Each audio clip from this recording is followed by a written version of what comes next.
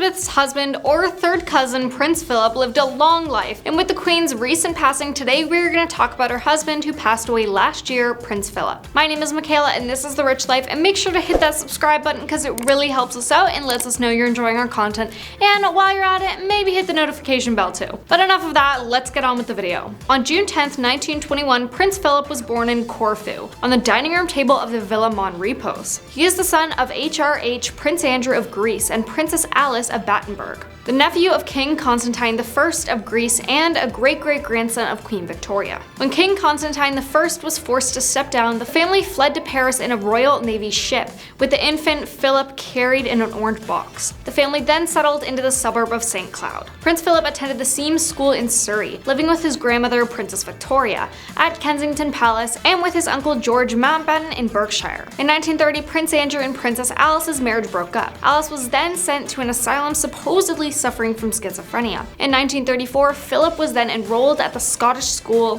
Gornston, to which he met the future Queen Elizabeth II for the first time at the wedding of one of his cousins to the Duke of Kent. In April of 1939, Philip started at the Royal Navy College at Dartmouth, where he would go on to be named the quote, best cadet. On the eve of war in July that same year, Philip and Princess Elizabeth met again at Dartmouth during a royal family visit. Philip was asked by his uncle Lord Mountbatten to play escort to the future Queen Elizabeth, and a romance between them blossomed. With Britain at war in 1940, Philip joined the Royal Navy, serving as a midshipman on HMS Ramillies, posted to the Indian Ocean. In 1942, Philip was promoted to First Lieutenant, second in command of the warship HMS Wallace, at just 21 years old. On December 3, 1944, his father Prince Andrew passed away with no money, being very poor in Monte Carlo. With the war over in late 1946, Elizabeth and Philip became secretly engaged. The king was said to be withholding his formal approval until Elizabeth's 21st birthday, which they actually started dating when he was 18 and she was 13, so I don't know why he wanted to wait. In 1947, Philip renounced his Greek and Danish royal titles and became a naturalized Briton,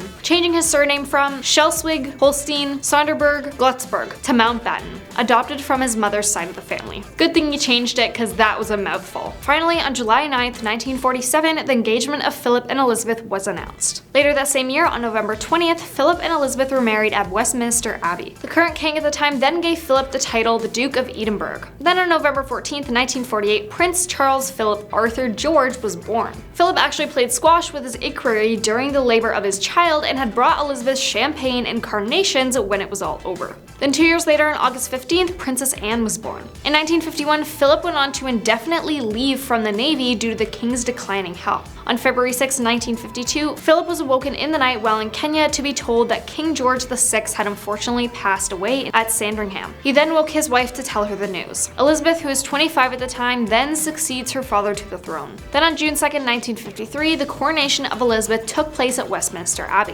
In 1956, Philip then launched the Duke of Edinburgh's awards scheme to encourage outdoor activities for young people. In 1957, Philip was made a Prince of the United Kingdom by his wife, Queen Elizabeth. However, Philip stayed with the name Prince Philip because normally when people would hear the word king and queen, they would assume the king is higher, but that wasn't the case. Queen Elizabeth was higher up, so Philip had to stay with the name Prince Philip for his whole life. Then on February 19, 1960, Prince Andrew was born. And then 4 years later, Prince Philip and Queen Elizabeth's fourth and final child, Prince Edward, was born. Philip's mother, Alice, then passed away at age 84 on December 5th of 1969, having spent her final years living at Buckingham Palace. In 1980, Philip decided to prove that he's still a keen sportsman in spite of his age, and was part of the British team which won the four-in-hand carriage driving World Championships at Windsor. Prince Philip accompanied the Queen, speaking to the crowds outside of Buckingham Palace on September 5th, 1997, and viewing Princess Diana's coffin at St. James's Palace,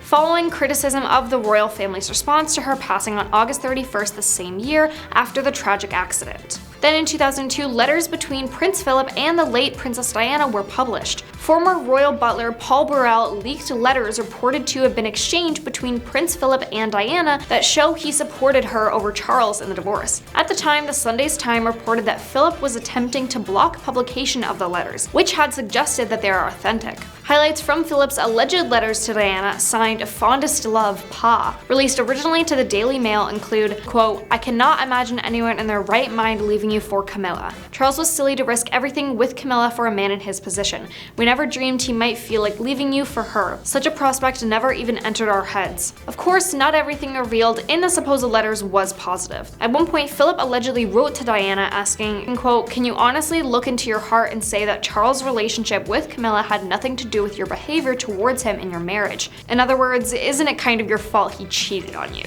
Yikes. Prince Charles then married Camilla Parker Bowles in 2005 at St. George's Chapel in Windsor Castle.